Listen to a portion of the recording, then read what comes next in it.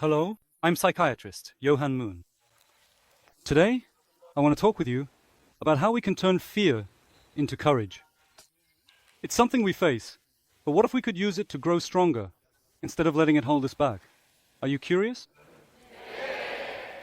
I've been timid ever since I was young, so if possible, I avoided situations that might make me afraid. But when I was in 3rd grade, I had a small experience that made me realize that the things I was afraid of weren't always bad. They could actually become wonderful or even beautiful experiences in life. When I was in 3rd grade, I was very close friends with the classmate who sat right behind me. One day, that friend didn't come to school. It was turned out that he had been kidnapped. The whole school was thrown into chaos.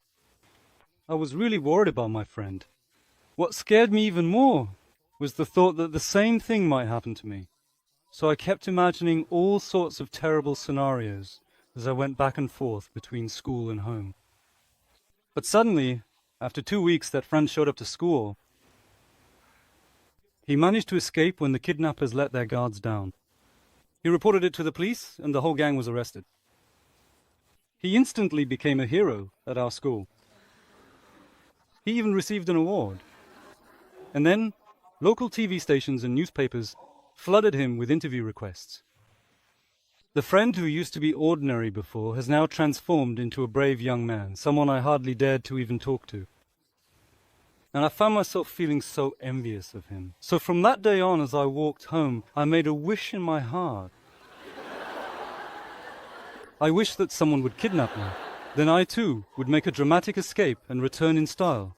Or, so I imagined, going back and forth between home and school. Unfortunately, nothing like that ever happened.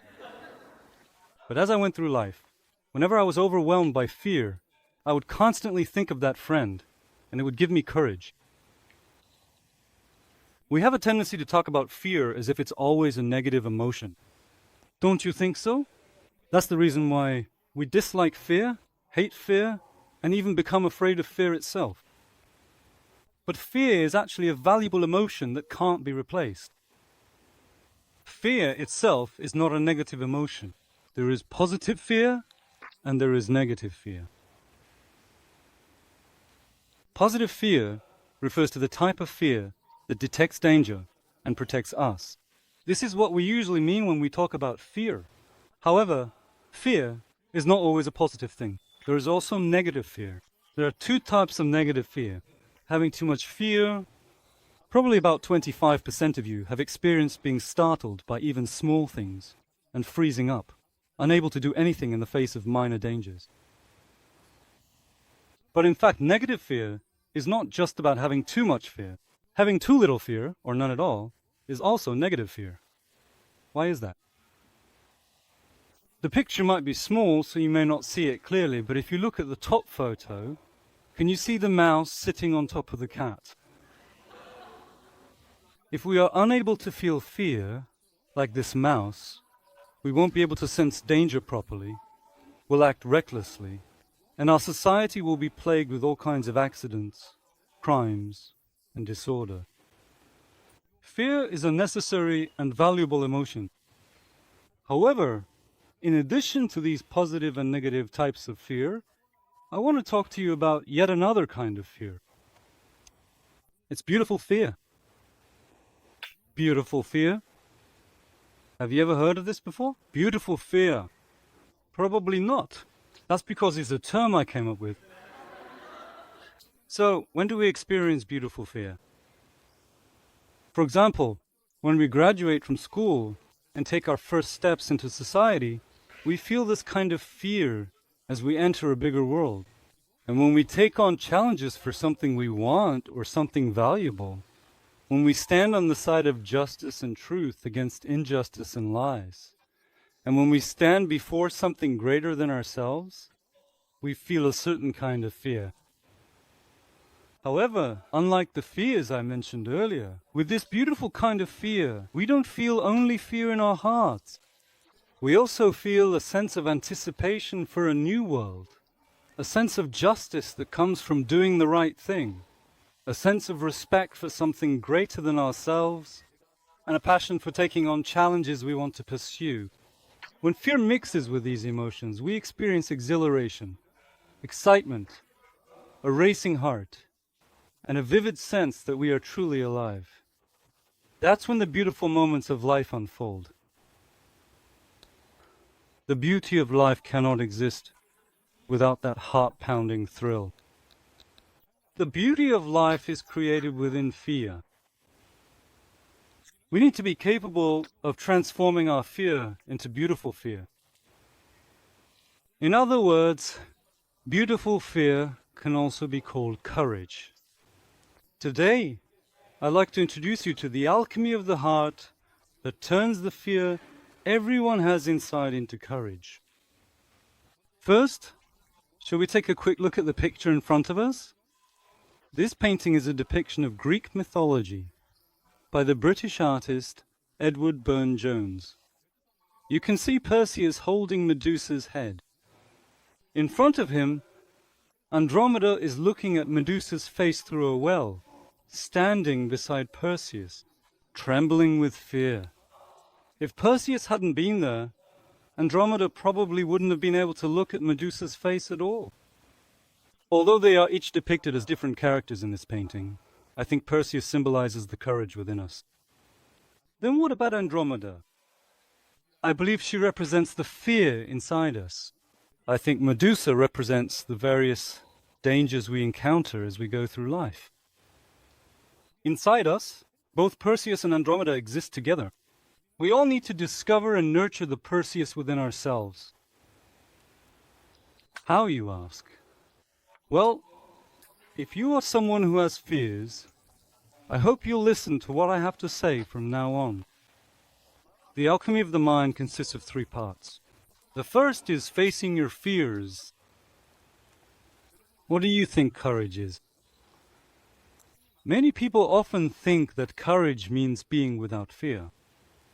However, courage is not about having no fear. Despite feeling afraid, examining why we are afraid, and having the will to do what we can within that fear. That is what we call courage. If we turn our backs on fear and ignore them, it only grows larger. But when we face our fears, they gradually lose their power.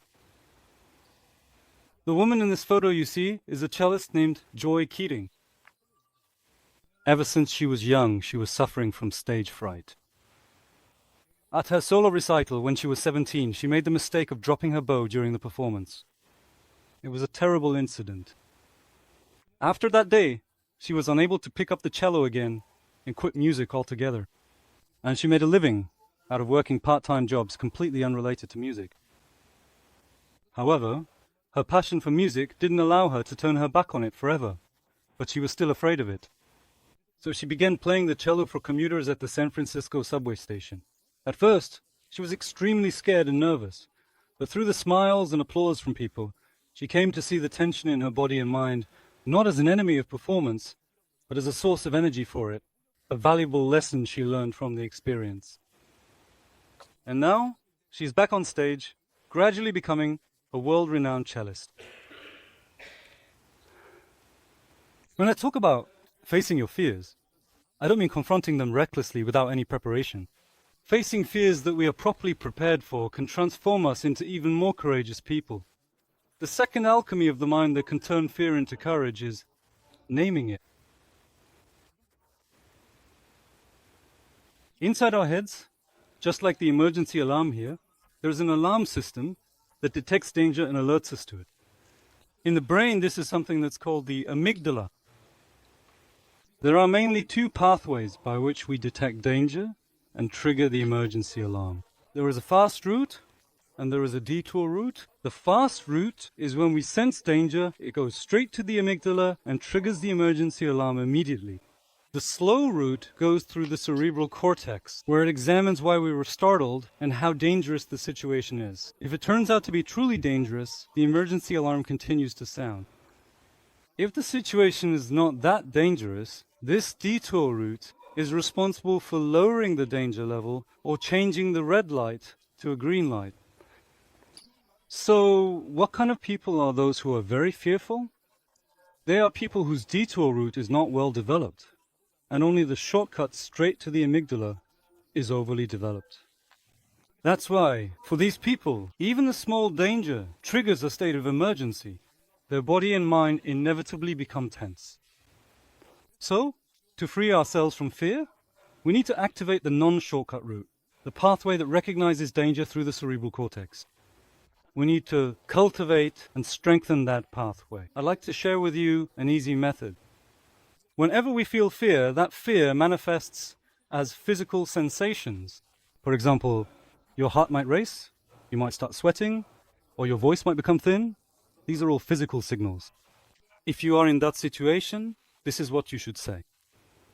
Calmly identify the tense part of your body and say to yourself, my heart is beating faster, my voice is getting thinner, and I'm sweating at the back of my neck. We call this labeling or naming the experience. Does this actually work? According to the results of experiments conducted by researchers, simply labeling the emotions and sensations we feel when we are afraid activates the cerebral cortex. And as I mentioned earlier, it helps alleviating fear and creates more mental space for us to cope with it. The third and final step is focusing. What should we focus on? It's an action. Do you think that surgeons performing heart surgery, pilots flying airplanes, and skydivers not feel nervous? They too experience rapid heartbeats, dry mouths, and their whole bodies tense up. What matters is not the amount of tension, but your attitude toward it, your perspective on tension. These people know exactly what they need to do, even in the midst of tension, and they never lose focus. But do you know what happens to people who are very fearful? When their heart races, they sweat, and their voice becomes thin, they interpret those moments in an extreme way. I'm screwed. It's over. Now I'm just going to embarrass myself. By interpreting things in such an extreme way like this, they end up amplifying their tension into fear, and their fear into panic. That's why it's so easy for them to lose focus on what they need to do, to panic, or to freeze up. If you ever feel nervous before something important, it's very important that you say this to yourself. When you feel tension in your body, instead of thinking, this is bad, or it's over, tell yourself, my body is getting ready so I can handle this important situation well. And focusing your attention on what you need to do, on the action you want to take, is the third alchemical method for turning fear into courage. How do you feel about that? When you actually find yourself facing danger or fear, if you remember even a little of what I've said today, I would consider that fortunate. As we wrap up today, I would like to share a line from a movie. It's from an animated film. Some of you may have seen it. The movie is called The Good Dinosaur. In the movie, a father dinosaur and his timid son, Arlo, are walking through a field at night. In that moment, the father dinosaur says this to Arlo. He tells his son, sometimes you have to overcome your fears to see the beauty on the other side. I really like the word sometimes in this line. Imagine how overwhelming it would be if you always had to live with courage. But I truly hope that at important moments in your life, you can find the courage to overcome your fears and experience the beauty that life has to offer. Everyone, you are all much braver than you think you are. Thank you.